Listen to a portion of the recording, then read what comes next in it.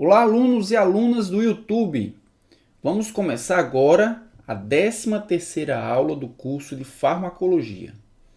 Na aula passada, falei sobre os analgésicos opioides, enfatizando a transmissão neuronal da dor e os mecanismos desses analgésicos para debelar dor. Na aula de hoje, veremos os fármacos usados para reduzir a depressão e os estabilizadores do humor. Essa aula será dividida em 5 partes. Na primeira, veremos os conceitos de depressão e mania e as características do tratamento depressivo. Na segunda parte, veremos os inibidores da monoaminoxidase. Na terceira, veremos os antidepressivos tricíclicos. Na quarta parte, os inibidores seletivos da recaptação de monoaminas. E na quinta parte, o tratamento dos transtornos bipolar. Eu sou o professor Sérgio e começa agora mais uma videoaula. O assunto de hoje é antidepressivos e estabilizadores do humor. Então, o que é que veremos nessa aula? Então, vamos falar inicialmente sobre a definição do que é humor, do que é transtorno de humor. Vamos classificar os transtornos do humor. Vamos ver quais são as etiologias que levam à depressão ou levam à mania. Vamos ver os conceitos de transtorno depressivo maior e transtorno bipolar. Isso tem uma relação com a teoria monoaminética. Isso tem uma relação com a teoria monoaminérgica. Então vamos ver o que essa teoria monoaminérgica diz. Quais os papéis da serotonina e da noradrenalina na depressão. E aí falaremos sobre as principais classes de antidepressivos, que são os inibidores da monoaminoxidase, os antidepressivos tricíclicos, os inibidores seletivos da recaptação de serotonina e os inibidores da recaptação de serotonina e noradrenalina, os antidepressivos atípicos e os estabilizadores de humor serão falados no final dessa aula. Então, o que é humor? Bem, eu trouxe aqui 3 definições de humor. Primeiro, o humor pode ser dito como emoção pervasiva e mantida que dá colorido às percepções do mundo. Então, esse é um conceito bastante utilizado na literatura, de que a emoção é aquilo que traz algum colorido, alguma emoção, né, à vida. Também o humor pode ser a somatória de todas as emoções e sentimentos que estão presentes na consciência do indivíduo em um determinado momento. É claro que nem sempre as pessoas estão ou bem-humoradas ou mal-humoradas. Por isso é importante determinar em que momento o humor ele se apresenta. Então, em determinado momento da vida, nós temos a somatória de todas as suas emoções e sentimentos e que o indivíduo ele tem consciência daquele humor. Uma terceira definição é que o humor é o estado de disposição básica, difusa e prolongada da afetividade. Então, de certa forma, o humor é emoções, todas as emoções que nós sentimos, emoções positivas ou emoções negativas. E o transtorno de humor? O que seria o transtorno de humor? O transtorno de humor seriam condições clínicas nas quais há perturbação desse humor. E ele pode ser do tipo depressão, ou pode ser do tipo mania. Então vamos classificar os transtornos de humor.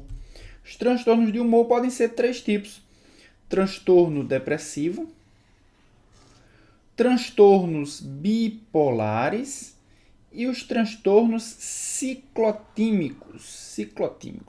Os transtornos depressivos podem ser ainda transtorno depressivo maior e o transtorno distímico. E os transtornos bipolares podem ser do tipo bipolar 1 ou mania, ou bipolar 2 ou hipomania. Então, se nós fizéssemos um gráfico, e nesse gráfico nós consideramos aqui essa linha horizontal como sendo o humor normal, ok? Esse aqui seria o humor normal. Nós teríamos tudo que está para cima seria humor positivo. Tudo que está para baixo seria humor negativo. Ou seja, tudo que está para cima seria aquele humor exacerbado, aquela alegria. Tudo que estiver para baixo dessa linha nós consideraremos a tristeza, o humor depressivo. Então, no transtorno bipolar do tipo 1, ou seja, na mania, o que nós observamos é que nós apresentamos, o paciente apresenta mania plena, ou seja, estados de alegria, de euforia exagerada plena, assim como estados de depressão plena. Então, na mania, no transtorno bipolar do tipo 1 ou do tipo mania, nós temos mania plena, mas nós temos estados depressivos plenos também. Já no transtorno bipolar do tipo 2, ou hipomania, o que nós observamos é que a intensidade ela é menor do que no tipo 1. Então, na hipomania, nós temos estados depressivos também, apresentam também estados maníacos, momentos maníacos, mas os níveis de mania e os níveis de depressão são muito menores do que no bipolar tipo 1. Na depressão, você não observa estados de mania, ou seja, você não observa estados de euforia, estados de sentimentos positivos, de emoções, de humor positivo.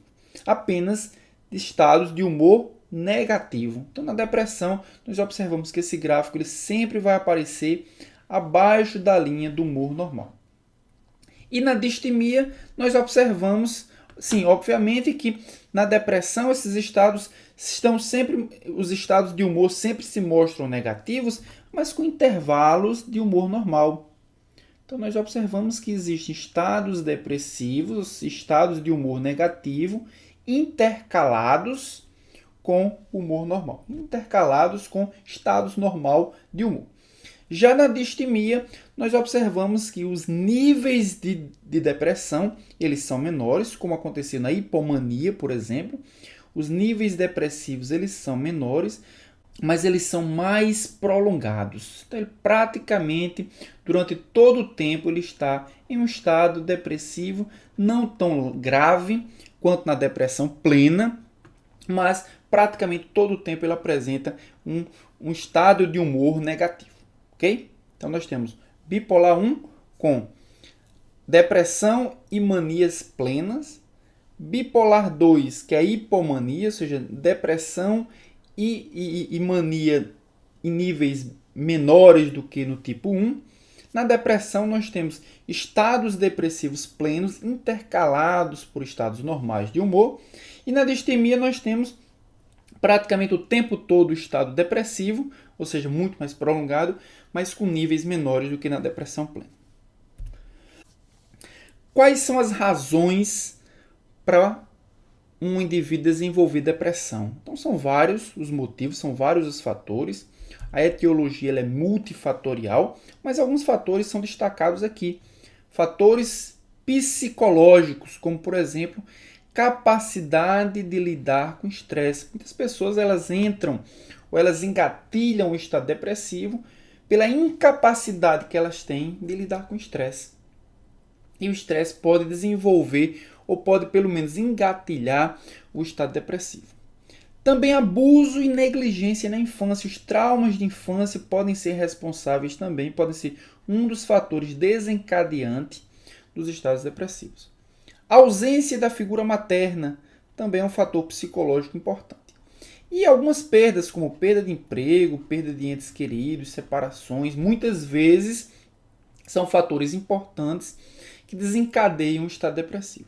Todos eles são englobados no grupo dos fatores psicológicos.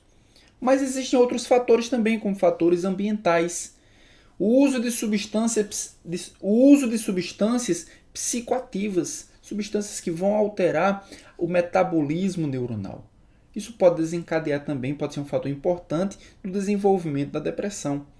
A alteração de ritmos biológicos, da frequência cardíaca, alteração do metabolismo geral, tudo isso pode ser um fator importante para o desenvolvimento da depressão. Estilo de vida errático. Então, o indivíduo ele resolve mudar completamente o seu estilo de vida. Eventos adversos precoces, como por exemplo a morte de alguém, né? As perdas também podem ser encaradas nesse grupo dos fatores ambientais. Também fatores biológicos, como alteração no sistema límbico, desequilíbrio das aminas biogênicas. A gente vai falar sobre a teoria da monoamínica da depressão, mas alteração na produção dessas aminas biogênicas são fatores importantes já conhecidos, né, da depressão. Também alterações endócrinas, alterações hormonais também são fatores importantes para a depressão. Anormalidades do sono, né, alterações do sono, insônia ou também uma hipersonia, são importantes fatores para o desenvolvimento da depressão. E alterações de ritmos circadianos, né? Então, o indivíduo ele troca a noite pelo dia, então ele trabalha sempre à noite, ele dorme sempre durante o dia, e isso pode ser um fator importante para o desenvolvimento da depressão. E os fatores genéticos, a herança genética também já é bem conhecida, que ela pode ser um fator importante para desencadear a depressão nos seus descendentes. Então, o que nós vimos até agora foram alterações do humor, foram fatores que podem alterar o humor. Vamos agora ver especificamente os fatores que alteram o humor para o estado depressivo e posteriormente para o estado de mania. Depressão maior é o principal sintoma da depressão e ela se caracteriza pelo humor deprimido, ou seja, pelo humor abaixo da linha do humor normal, ou pela perda de interesse em praticamente todas as atividades. Bem, nós normalmente, qualquer ser humano, normalmente tem algum estado de depressão, tem algum momento de depressão.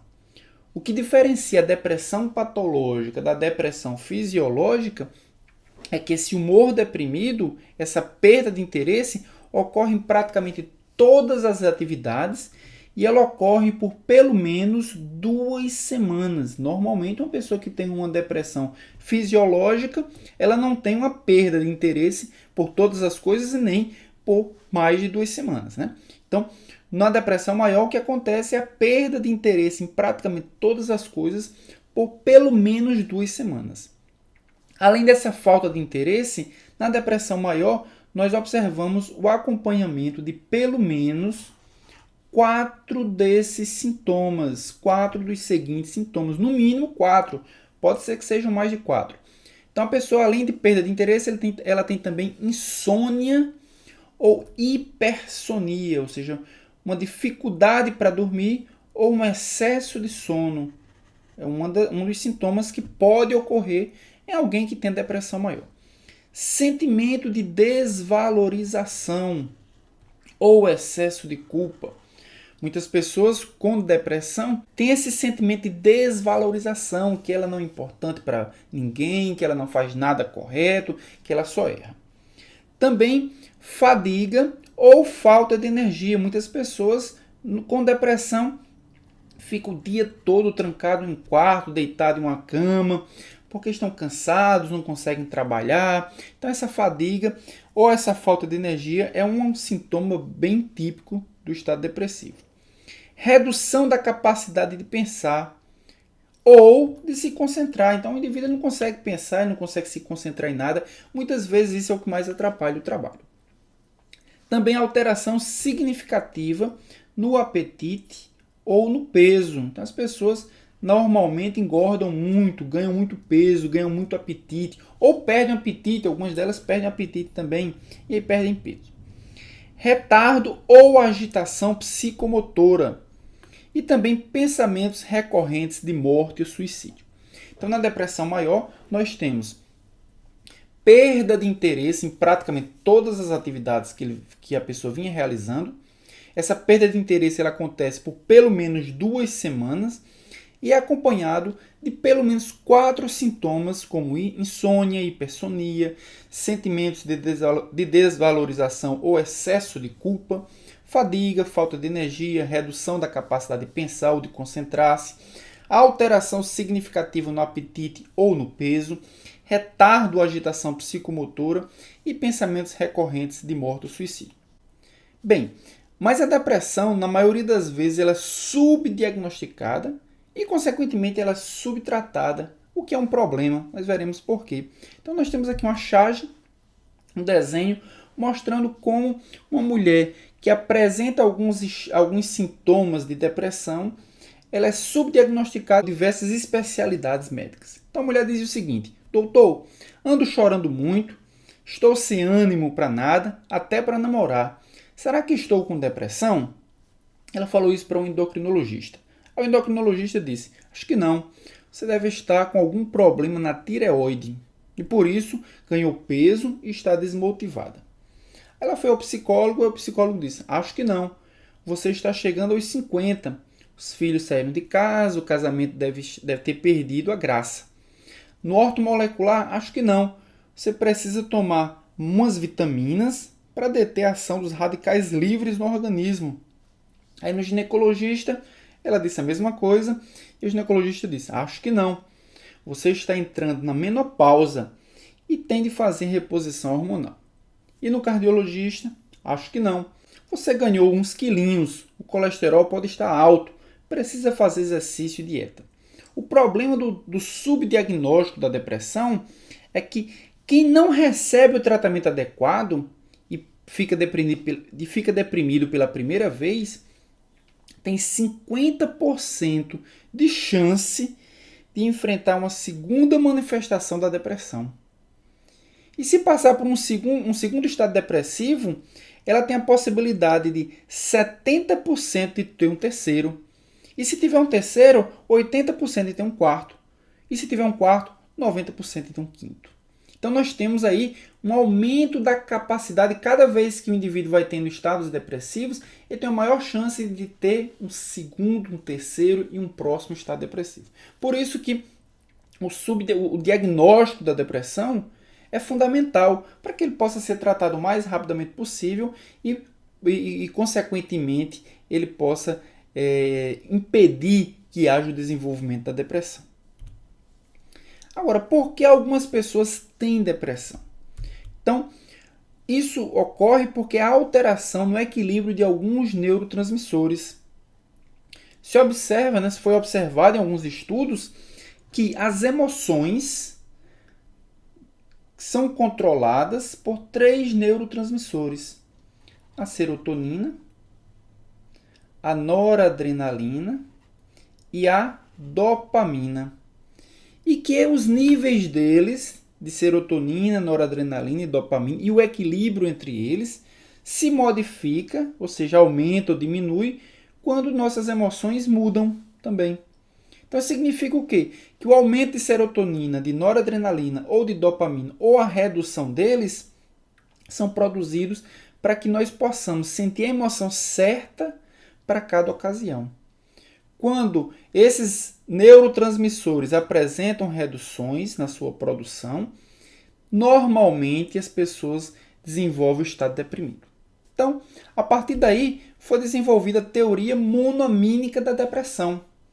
E a teoria monoamínica da depressão surgiu a partir da observação de outros fármacos que apresentavam relação com o humor ou com o sentimento das pessoas.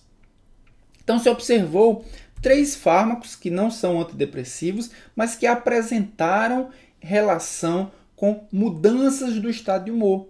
Foi a imipramina, a iproniazida e a reserpina. A partir da observação das ações desses 3 fármacos, foi criado as bases biológicas da depressão, as bases monoamínicas, a teoria monoamínica da depressão. A imipramina é um agente antipsicótico, era utilizado como agente antipsicótico. E se observou que as pessoas que faziam tratamento com a imipramina, elas apresentavam uma ação antidepressiva, elas melhoravam da depressão. Bem, o mecanismo de ação da imipramina é o bloqueio do transportador de serotonina. A serotonina ela age na fenda sináptica, ela é recaptada pelo neurônio serotoninérgico e ela vai ser degradada pela monoaminoxidase. Com o bloqueio do transportador pré-sináptico de serotonina, esse neurotransmissor ele fica mais tempo na fenda sináptica. Permanecendo mais tempo na fenda sináptica, nós temos um aumento no tempo de ação da serotonina. Então, imaginou-se que, como a imipramina age inibindo a recaptação de serotonina, provavelmente a serotonina tem uma importante função no estado depressivo. O segundo fármaco foi a iproniazida, que é um agente antituberculoso, utilizado na tuberculose, no tratamento quimioterápico da tuberculose. E ela também apresentou uma ação antidepressiva. O mecanismo de ação da iproniazida é a inibição da monoaminoxidase, da MAO. Ao inibir a MAO, ela inibe a degradação das monoaminas, inibe a degradação da serotonina, da dopamina e também da noradrenalina. Então, imaginou-se que realmente a serotonina estava envolvida com o estado depressivo, já que ao impedir a recaptação, melhora-se da depressão. Ao impedir a sua degradação, melhora-se também da depressão. Mas provavelmente outras monoaminas estavam envolvidas, como a dopamina e como a noradrenalina, já que a monoaminoxidase degrada as três. E por último veio a reserpina. A reserpina é um agente antihipertensivo. Antihipertensiva, ela age e ela apresentou uma ação depressiva. Ela age de que forma a reserpina? Ela impede que a noradrenalina ela seja armazenada na vesícula sináptica e, consequentemente, ela seja liberada na fenda sináptica, diminuindo assim os níveis de noradrenalina.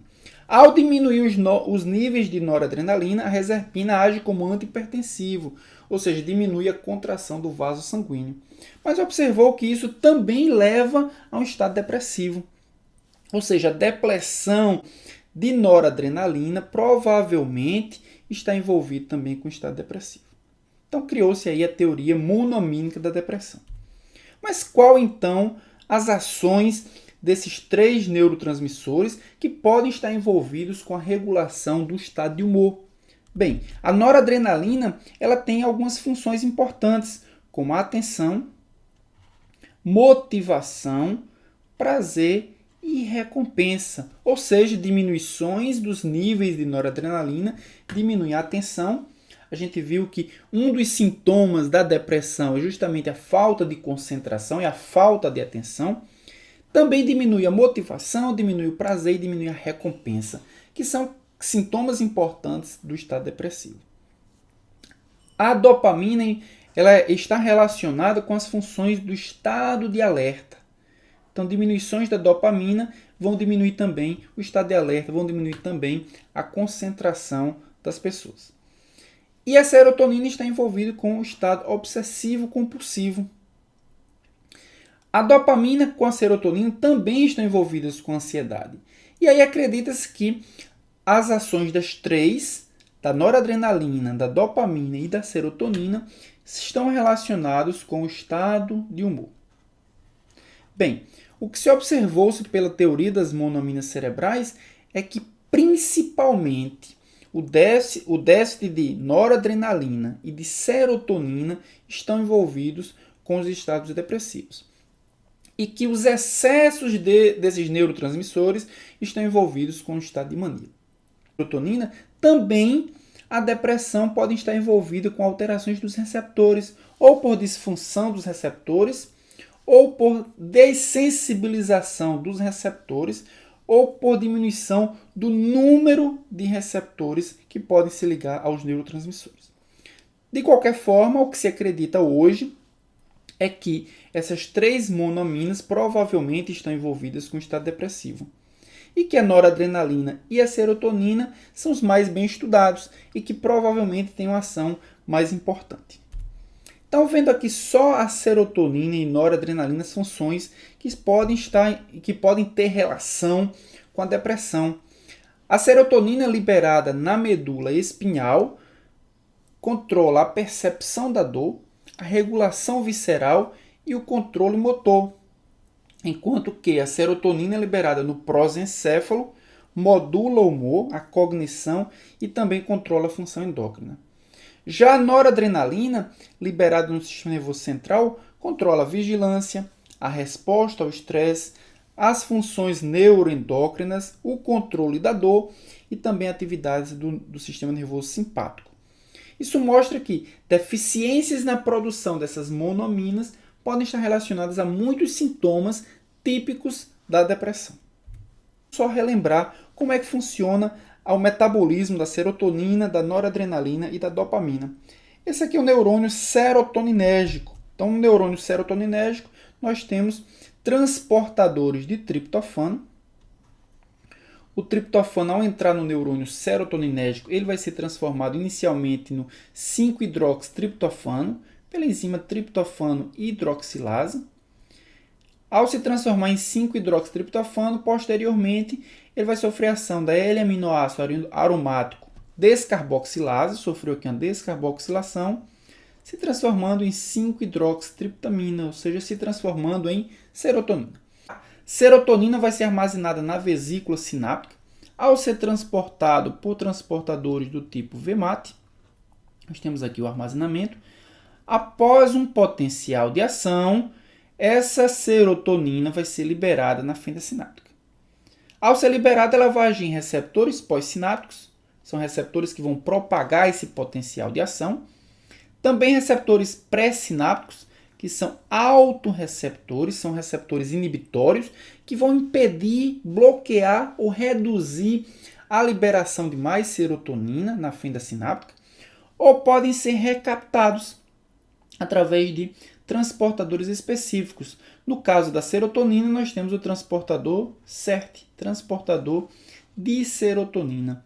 Essa serotonina transportada para o interior do neurônio, ela pode ser rearmazenada em uma vesícula sináptica ou ela pode ser degradada pela enzima monoaminoxidase, gerando metabólitos inativos. Já o neurônio dopaminérgico ou neurônio noradrenérgicos, eles possuem transportadores não de triptofano, mas transportadores de tirosina.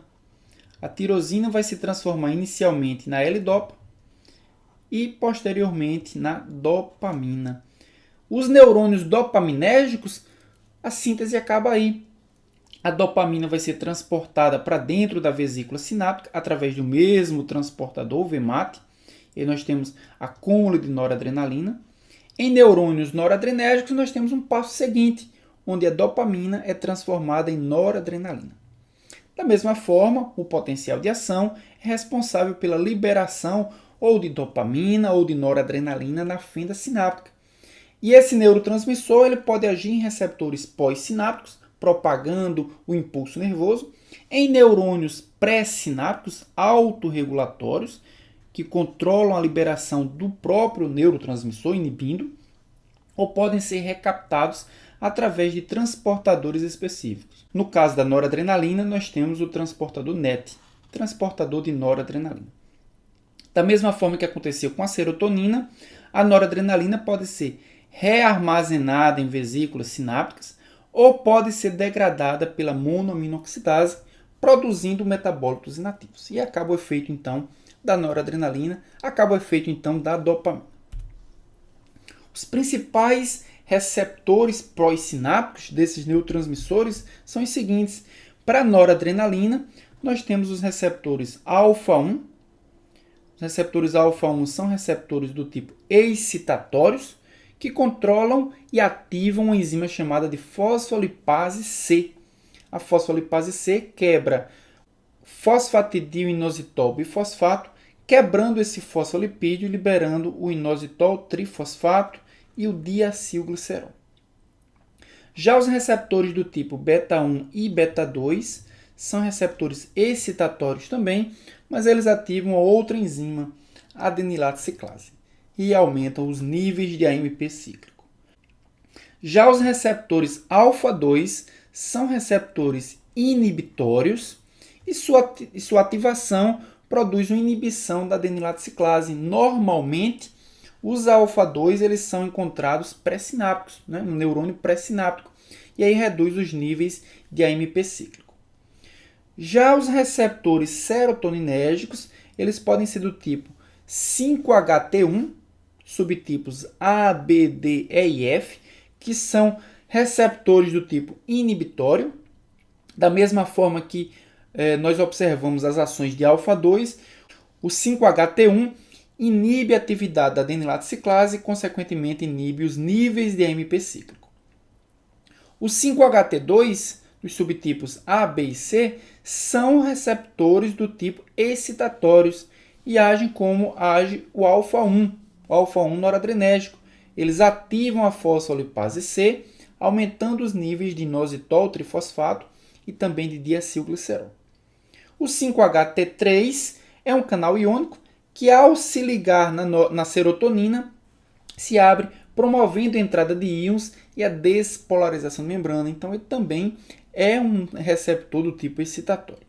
E o 5-HT4, 6 e 7 é um receptor serotoninérgico excitatório que ativa a adenilato ciclase, como aconteceu com o beta, beta 1 e beta 2, aumentando os níveis de AMP cíclico. Então, são também receptores do tipo excitatório.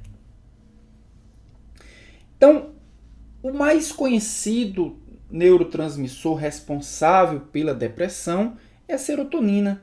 É o mais bem estudado, mais bem catalogado, envolvidos com os estados depressivos. Só que, como nós vimos, existem diversos receptores serotoninérgicos. E esses diversos receptores serotoninérgicos não apresentam diferenças apenas no seu mecanismo de ação, mas apresentam diferenças também na localização. E essa localização está diretamente envolvida não apenas com o estado depressivo, mas com outros sintomas. Por essa razão, os antidepressivos que regulam os níveis de serotonina muitas vezes apresentam algumas reações adversas importantes. Então, nós podemos observar aqui 3 receptores importantes na neurotransmissão serotoninérgica. O 5-HT1A, encontrado no núcleo da RAF, e esse parece ser o receptor envolvido com o controle das emoções, com o controle do humor. Então, os antidepressivos que agem no controle da serotonina, na maior parte das vezes, aparentemente, eles promovem seus efeitos antidepressivos por regular os níveis de serotonina que se ligam dos receptores 5-HT1A no núcleo da RAF. Mas nós apresentamos também outros receptores, como o 5-HT3, que está no centro do vômito. O 5-HT2 é encontrado em diversas regiões no núcleo da base, e quando a serotonina se liga no 5-HT2 do núcleo da base, está envolvido com a irritação, na área límbica, envolvido com a ansiedade, na medula espinhal, envolvida com as funções sexuais, e no núcleo da RAF está envolvido com o sono. Então, isso significa que a alteração dos níveis de serotonina nessas regiões cerebrais que se ligam aos receptores 5-HT2 vão ter influência direta sobre essas funções, sobre o sono, sobre as funções sexuais, ansiedade e também a irritação. Então agora vamos falar sobre os transtornos bipolares. No transtorno bipolar, o que se observa são sintomas de mania associados ou intercalados com sintomas depressivos. Em determinados momentos, a pessoa tem suas emoções positivas intercalados com emoções negativas. Isso é o que caracteriza o transtorno bipolar. Então, no transtorno bipolar, a presença de mania ou de hipomania. No transtorno bipolar, nós observamos humor eufórico, otimismo exagerado, expansividade, bem-estar, tudo muito exagerado. Aumento da energia muito acentuada. Aceleração do pensamento, pensamentos de grandiosidade. São pessoas altamente distraídas, apresentam insônia, aumento acentuado das atividades cerebrais. Aumento do discurso, são pessoas que falam muito. E ações impulsivas, são pessoas que não pensam, elas agem, depois elas veem as consequências. Então isso caracteriza o estado de mania ou hipomania. Então nós vimos o estado depressivo nos slides anteriores. Aqui nós estamos vendo o estado de mania ou de hipomania. Então, o paciente bipolar, ele frequenta os dois sintomas. Em determinados momentos, ele está no estado de mania, ou seja, com seu humor eufórico, otimismo exagerado. Em determinados momentos, ele está no seu estado depressivo, ou seja, os sintomas mostrando diminuição do humor. Para finalizar essa primeira parte da aula antidepressivos e estabilizadores do humor, vamos falar sobre os conceitos básicos e algumas características do tratamento antidepressivo. Nessa imagem, nós podemos observar a evolução do tratamento antidepressivo. Como nós vimos no histórico, o primeiro antidepressivo utilizado na clínica foi a imipramina, na década de 1950, mais precisamente em 1957. A imipramina era um antipsicótico que observou-se ter um efeito antidepressivo e foi utilizado na clínica, foi o primeiro antidepressivo. Posteriormente, na década de 60, apareceram outros fármacos antidepressivos, como a desidramina, clormipramina, mitriptilina e nortriptilina. Esses primeiros fármacos antidepressivos, eles se caracterizavam por ser agentes de amplo espectro, ou seja, eles agiam em diversos pontos, eles tinham diversas ações diferentes. Posteriormente, a evolução do tratamento antidepressivo passou para os agentes mais seletivos, aqueles agentes que agem em uma única via, em um único tipo de neurotransmissor. E aí surgiu na década de 80 a fluoxetina, a sertralina, a paroxetina, dentre outros. Na década de 90 surgiram os novos agentes que afetam múltiplos sistemas monoaminérgicos, mas apenas um único receptor. E aí nós temos escitalopram, duloxetina, dentre outros. Então, a evolução do tratamento antidepressivo passou inicialmente pelos agentes de amplo espectro, que apresentam múltiplas ações. Depois, os agentes seletivos, apenas um único neurotransmissor. E hoje nós temos os agentes que agem em múltiplos sistemas monoaminérgicos, mas apenas em um único tipo de receptor. São os mais seletivos de todos. Bem, mas para entendermos o tratamento antidepressivo é importante que compreendamos alguns conceitos sobre esse tratamento. Primeiro, o conceito de resposta. O que é resposta? Quando ele melhora em pelo menos 50% dos sintomas. Outro conceito também é de remissão e de recuperação. Então, quando o paciente restaura completamente o humor, quando o humor volta ao normal, a gente considera remissão quando esse humor permanece por pelo menos 4 a 9 meses e recuperação quando esse humor é restaurado por pelo menos mais de um ano. Então, inicialmente a gente chama de remissão quando a recuperação, quando o retorno, quando a restauração do humor acontece em 4 a 9 meses e consideramos recuperação restaurar do humor por mais tempo, pelo menos um ano. Da mesma forma como acontece a remissão e a recuperação, ou seja, restauração do humor aos seus níveis normais, o humor pode voltar ao estado depressivo. E nós consideramos recidiva quando a depressão retorna em um tempo pelo menos de 4 a 9 meses após a restauração do estado normal, do humor normal, e recorrência quando a depressão ela retorna, quando os sintomas de depressão eles retornam por um tempo superior a um ano. Então nós temos aqui um gráfico mostrando exatamente esses conceitos. Nós temos aqui o considerado humor normal, os sintomas da depressão, sintomas mais leves, e aqui nós temos a síndrome depressiva, ou seja, os sintomas mais graves da depressão. E aí, esse paciente ele teve um estado depressivo, ele iniciou o tratamento aqui e ele começou a se recuperar. Se esse estado depressivo retornar em um tempo aí de pelo menos 6 a 9 meses, a gente considera isso recaída. Se o estado depressivo voltar com mais de um ano, nós consideramos isso recorrência.